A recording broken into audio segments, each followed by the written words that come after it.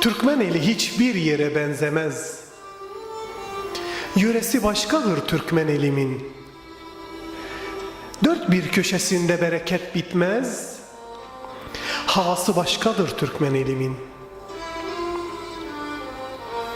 Davul zurna çalar, havşi tutulur. Dedesi nenesi bu havaya katılır. Düğünde gelinlere bulgur saçılır. Töresi başkadır Türkmen elimin.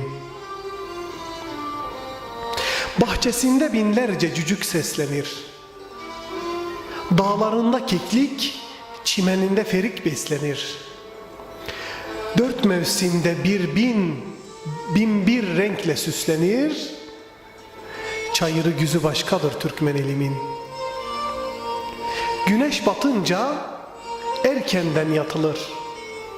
Sabahları içli çörek ile sıkmaç sıkılır. Anaların terleri hamurlara dökülür. Köy ekmeği başkadır Türkmen elimin.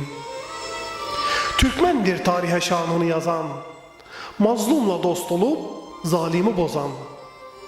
Çökmüş üstümüze bir kara duman, toprağı başkadır Türkmen elimin. Türkmenim, mert yaşarım böyleyim.